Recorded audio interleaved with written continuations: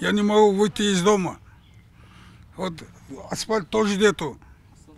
Свет тоже нету. Свет по улицам, имею в виду. Қала тұрғыны Әлішер Сәрсенбаев көшеге шыққан сайын жүйкесі сыр беретінін айтады. Өйткені жаңбыр жауса, жұрт батпақ көшеде жүруден қалады. Жуырда ота жасатқан зейнеткер оқушылардың мектепке барып келуін айтпағанда жарықтандырылмаған көшемен дүкенге барудың өзі қиын деп отыр. Қаншама күзді өткіздік. Жергілікті депутатқа да көмекке жүгіндім. Міне осылай жүрміз. Осы көшеде жарық мәселесі де өзекті. Тұрғындар әлі күнге дейін жеке меншіктегі трансформатор арқылы энергияға қол жеткізіп отыр. Екі баланың анасы Елена Ильченко зейнеткердің шағымын қолдап, қосымша қосарым да бар деп отыр. Айтуынша, тіпті бұл көшенің тұрғындарына сайлау туралы ақпарат түгілі, оған қатысуға шақыру қағазы да таратылмайды.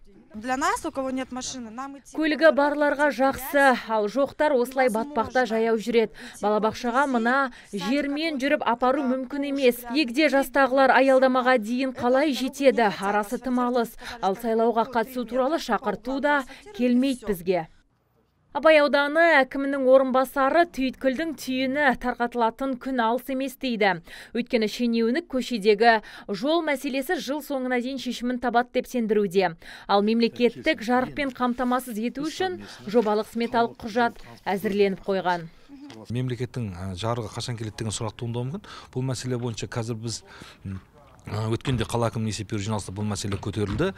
Қазір сол жердегі Самал 1, одан кейінгі Агропром елді мекенінде 504 үйге қазіргі кезде жобалық сметалық құжаттар толық дайын, сараптамадан өткізілді. Жалпы құны 163 миллион теңгеге жобалық сметалық құжаттар дайын. Қазір бұл мәселені біз қала әкіміне арнайы хат жолдадық. Бұған биылғы жылғы қаржы қарастыру көздерін. Бүгінгі таңға асфальт салынған көше екі қана көше. Біреуі жаңа Арапбай Құралов көшесі, екінші атауы жоқ көше. Екі көше бар. Қалған көшелердің бәрінде толық асфальтталынған. Бұл мәселе бойынша қазір мен қолымда құжаттар бар. Биылғы жылы Құралов көшесіменен жаңа сіздер айтып отқан атауы жоқ екі көшеге биыл асфальт төселеді. Мына сайлау кезінде бізге ешқандай шақыру қағаздары таратылмайды. Біз ешқайда бармаймыз деген мен ол мәселемен келіспеймін. Бұдан өзге тұрғындар аялдаманың дұрыс орналаспағанын айтады. Олардың арасы тым алыс. Дегенмен мұндағы жұрт бұл сұрақпен жолаушылар тасымалы және автомобиль жолдары бөліміне жүгіну қажет. Азиза Мадияр, Абзал Турабеков, ТВК телеарнасының жаңалықтар қызметі.